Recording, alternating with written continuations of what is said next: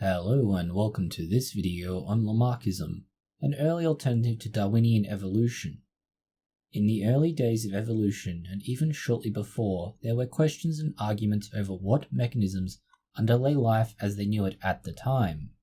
Despite having lost Darwinian evolution and Mendelian genetics, there are still proponents of Lamarckism, what is effectively an antiquated and obsolete methodology and model for evolution. Lamarckism is simply defined as a process by which a species can pass on physical changes acquired during life to offspring. Think that you could give your children bright pink hair by dyeing yours because you changed that feature of yourself? Or perhaps you could avoid physical, inherited defects through surgery for you and your offspring. That is, if you use or do not use these features. Surgery to correct a defect, such as a twisted spine, crooked leg or more, and then you use that leg as a normal leg, would allow your children to inherit it. This entire argument and these examples are the gist of Lamarckism, a process named after a French biologist by the name of Jean-Baptiste Lamarck, who lived from 1774 to 1829. That summarizes what he instead worded in 4 distinct laws, these being that life by its own force tends to increase the volume of all organs which possess the force of life, and the force of life extends the dimensions of these up to an extent that those parts bring to themselves. The production of a new organ in an animal body results from a new requirement arising, and which continues to make itself felt, and a new movement which that requirement gives birth to and its upkeep maintenance. The development of the organs and their ability are constantly a result of the use of those organs. All that has been acquired, traced or changed in the physiology of individuals during their life is conserved through the genesis, reproduction and transmitted to new individuals who are related to those who have undergone those changes. These 4 arguments, which are disproven if through nothing else than the vestigial organs of a whale in which they do in fact have feet, has seen some revival in recent years. Inheritance of traits is not a new phenomena. It has nearly always been understood that if you breed 2 animals with traits from each, they will be passed on. Donkeys, horses and mules are an example of this. The work ethic of a donkey, but the greater size of a horse, leads to a mule, but it's sterile.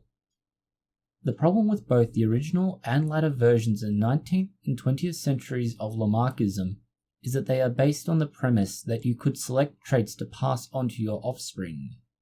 If we were talking about the mule, you can to a degree select for those traits, but that line of reasoning dies off with that generation as it is sterile. If it were true, we would be able to breed out many diseases from humans, but we can see that through the persistence of diseases like haemophilia, cancers and more, they all make clear that these cannot be bred away. It is more complex. The common example of Lamarckism is that of a giraffe. The giraffe needs to reach higher, and so its neck is stretched. This longer, stretched neck is passed on to its offspring. They in turn stretch their neck until the offspring, many generations later, could access food at the top of the tree that other species could not. And this meant that they would continue to use their long neck, but they would not exacerbate it. Humans have done something similar with neck stretching, but this has never been hereditary, which is why every generation must repeat the process, and a similar phenomena is observed with giraffes.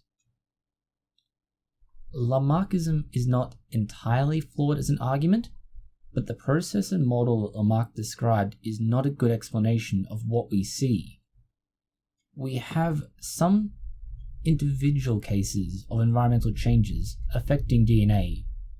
These are best exemplified by some of the observed epigenetic changes seen in survivors of war zones, famine and more, but these examples are limited and very narrowly defined, and often we can find that they are hard to extrapolate to the wider species. The physical changes inherited during Lamarckism were given their final death knell by the discovery of the exact underlying process in sexual reproduction and DNA. We can see physical transfer of genetics in bacteria. We have seen mutations in the parent, but they are not present in the child, and more instances where phenomena that changes the parent does not affect the child. We have also never been able to find the same sort of immediate change between generations in any records, fossil, historical, or medical. No one has been treated for a disease and their children are immune to it. This is why we vaccinate every generation. It is why, if you have broken bones, your children are no more immune to it than anyone else. It's why, if you put an animal in an adverse environment and they survive, those offspring of that animal will be no more capable of surviving in that environment than their predecessors were. What a difference 50 years made in our understanding of evolution. That is all that stood between Lamarck's theory and Darwin's theory. 50 years of information and evidence to improve our understanding and create a more reliable model. Thank you for watching this video. If you have found it interesting, consider liking, sharing, and subscribing. Please post any comments, questions, or suggestions below.